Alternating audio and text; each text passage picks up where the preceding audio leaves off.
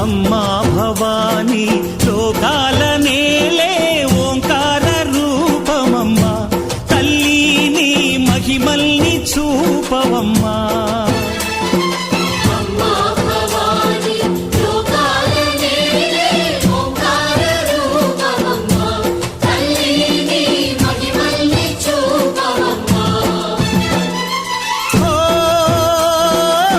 సృష్టికే దీపమా, శక్తికే మూలమా, సింహరథమే నీదమ్మా.